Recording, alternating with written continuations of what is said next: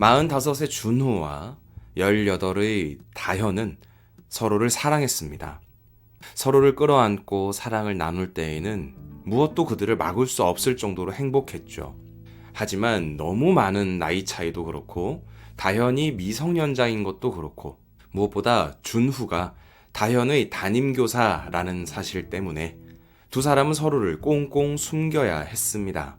준우는 지금 다현과 함께 다현의 집 근처 호수에 와 있습니다. 다만 다현은 살아있지 않습니다. 준우는 다현의 시체를 바라보다가 호수에 던집니다.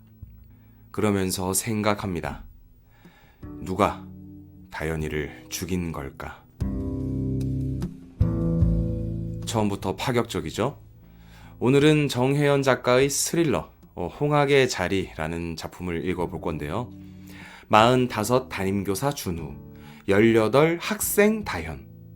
어느 면으로 봐도 탐탁치 않은 두 사람의 관계도 그렇고 다현의 시신을 호수에 던지는 장면으로 이 소설이 시작하는 만큼 준우의 심리를 쫓아가는 재미도 또 여러 가지 트릭을 따라가는 재미도 충분한, 그리고 무엇보다 가슴이 먹먹해지는 반전까지.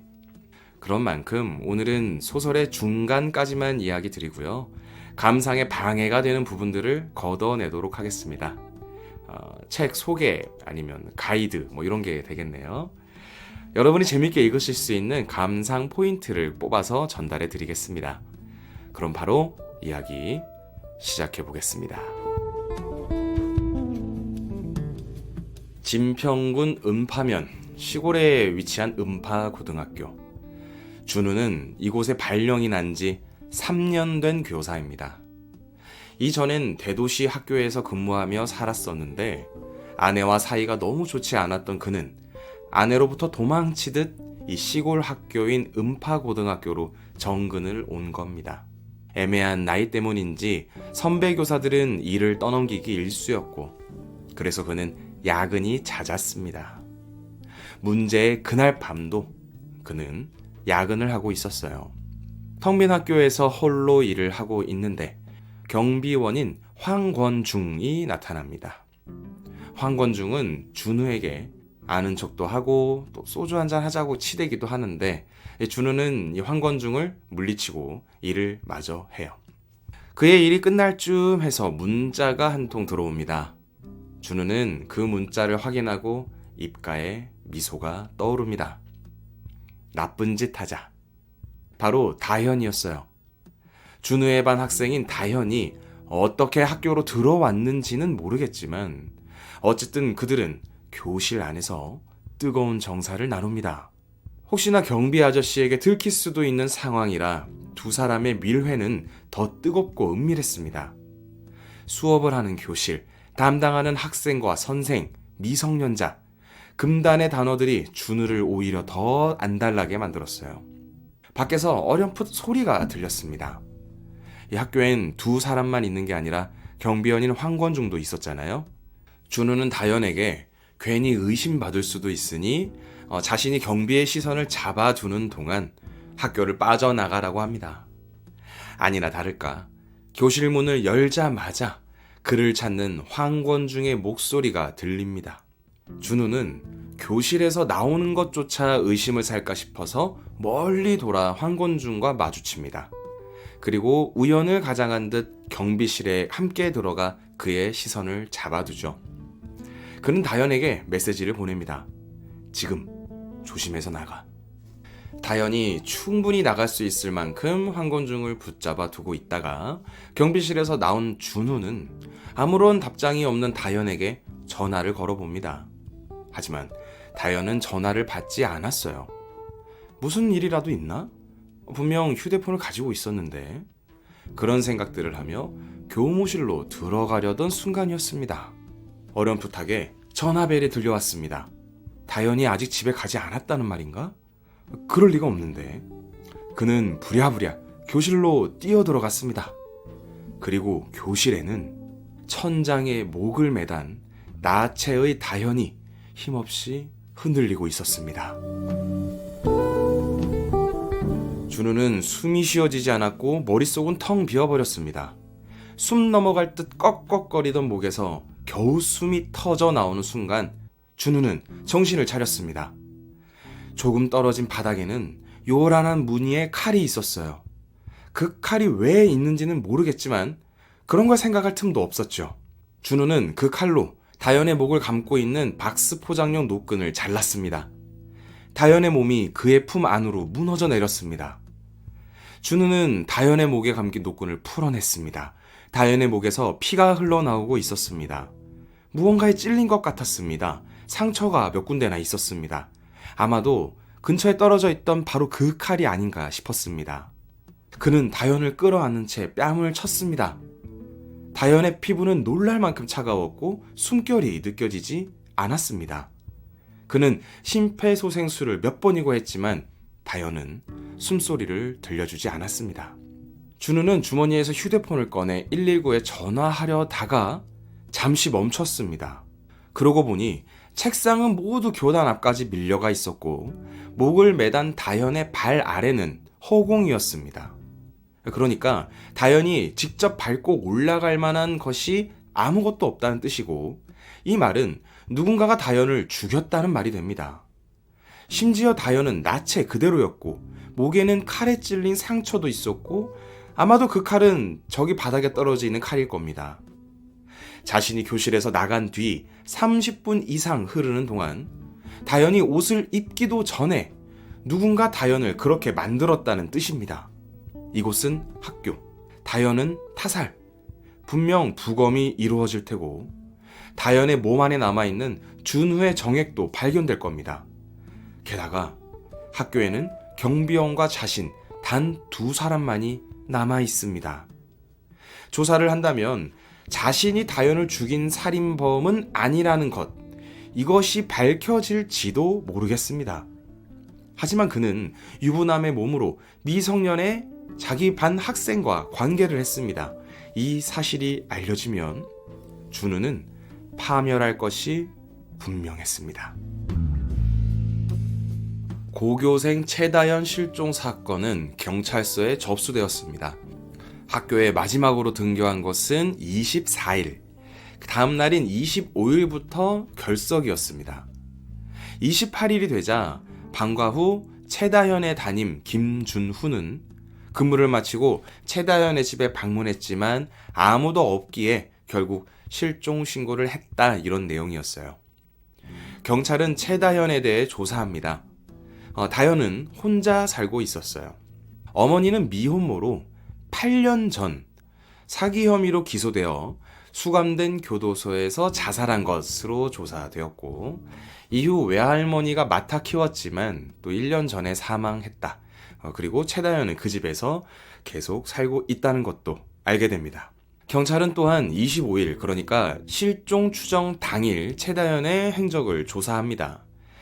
최다현이 이날 핸드폰을 집에 두고 움직인 탓에 추적이 쉽지만은 않았지만 곳곳에 있는 CCTV로 알 수 있었어요. 이날 밤 8시, 최다현은 택시를 타고 어딘가로 이동했는데 그 택시에서 내린 곳은 학교 근처였습니다. 하지만 여기서부터 최다현의 행적이 묘연했죠. 경찰은 의문이 들었습니다.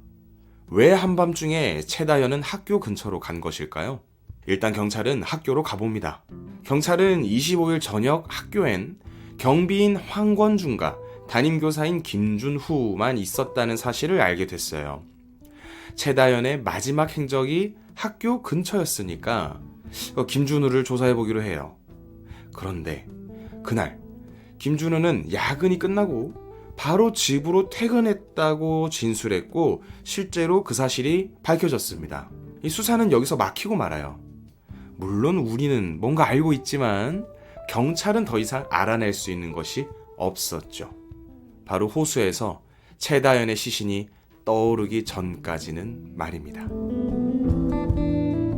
다시 준후의 시점입니다. 준후는 경찰이 학교에 들어올 때도 자신의 행적을 조사할 때도 불안하긴 했지만 티나지 않도록 조심했어요. 문제의 그날 준우는 다현의 시신을 완강기를 이용해서 1층으로 내려 차에 싣는 것까지 성공합니다. 그리고 다시 빙 돌아 CCTV를 피해 황건중을 마주하면서 나름의 알리바이를 만들기도 했죠. 준우는 파멸에 이를지도 모르는 공포 때문에 사랑하는 다연을 유기하는 짓까지 벌였지만 한편으론 진짜 범인이 궁금했어요. 만약 시신 유기에 대한 부분을 제외한 나머지 부분에 대해서도 경찰이 조사를 한다면 이 범인을 잡을 수도 있겠다라는 생각도 들었고요.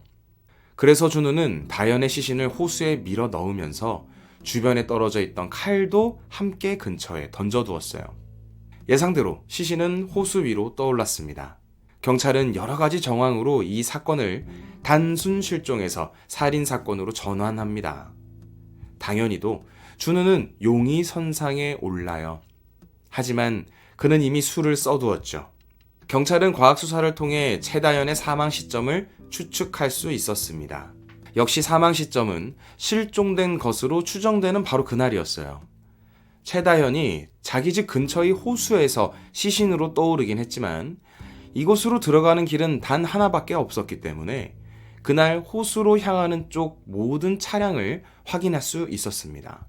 준우를 의심하던 경찰은 만약 준우가 최다연을 호수에 빠뜨렸다면 이날 CCTV에 반드시 찍힐 수밖에 없다고 생각했지만 허사였습니다.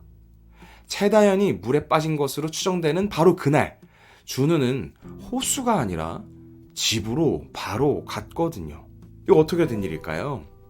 경찰은 준우에게 알리바이가 있구나 라고 생각하겠지만 우리는 알고 있잖아요. 준우가 다연의 시신을 호수에 빠뜨렸다는 사실을요.